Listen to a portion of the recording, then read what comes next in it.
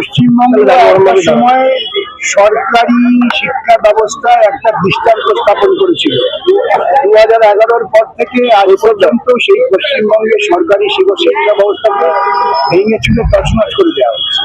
এটা পরিকল্পনা করে করা হচ্ছে যাতে গরিব মানুষ, প্রান্তিক মানুষ লেখাপড়া না শিখতে পারে।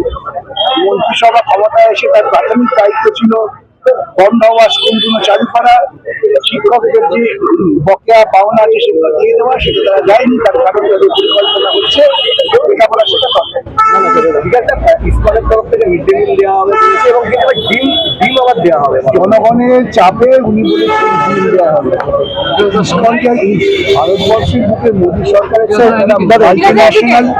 মাল্টিন্যাশনাল কোম্পানি সেবা করছে। গোটা ভারতবর্ষের মানুষের যখন আয় কমছে তখন আদানি আম্বানির আয় বাড়ছে এবং আদানি আম্বানি পরিচালিত আপনাদের কিছু কিছু মিডিয়া তাদের এমন হারিয়েছে তারা ছাঁটাই করছে। আপনার তার বিরুদ্ধে করছে দিতে বাধ্য হচ্ছে কারণ মানুষের একটা চাপ পাশাপাশি এই মিড ডে মিলের সঙ্গে কর্মরত যে মহিলারা ছিল তাদের সঙ্গে বাচ্চাদের একটা মা স্নেহ সম্পর্ক তৈরি হতো, সেটাকে ভেঙে দিচ্ছে। প্রথম থেকে ওরা চায় মাল্টিন্যাশনাল ওড়াতে দাও, তাহলে তাই তোমার একটু সুবিধা পেয়ে এই বোনটা একটু ধরে নেবে দিদির বোন আগে দিয়ে ওড়াতে দাও, তাহলে তোমার তাহলে একটা সুবিধা হবে। দাদা একটাই প্রশ্ন লাস্ট, সেটা হচ্ছে যে আপনি বলেছিলেন যে পথে নামতে হবে, তো আজকে তো শিক্ষক এবং অশিক্ষক কর্মচারীরা পথে নেমেছেন, এর পরের পদক্ষেপ তাদের কি হতে পারে? পথে নেমেছে, পথ চলতে হবে, পথে নেমে পথকে উত্তাল করে দিতে হবে, এদের পরবর্তী পদক্ষেপ। টাকা খরচ করেছেন যাতে মামলায় সরকারি কর্মচারীরা মামলায় জিততে না পারে। আমার আপনার খরচ টাকা খরচ করেছেন আমার আপনার মিলিয়ন পাওনা তাকে বঞ্চিত করবার জন্য। এটা সত্ত্বেও দীর্ঘ লড়াইয়ের মধ্যে দিয়ে সুপ্রিম কোর্ট বলেছেন যে বিয়েটা একটা ন্যায্য অধিকার। এটা এতটাই দ্রুত সুপ্রিম কোর্টের সরলের সময় বললেন যে শিক্ষক শিক্ষা কর্মচারী এগুলো আমাদের দিয়ে দিতে হবে সরকারি কর্মচারীদের একই ধারে, তাহলে এত টাকা পাবো কোথায়?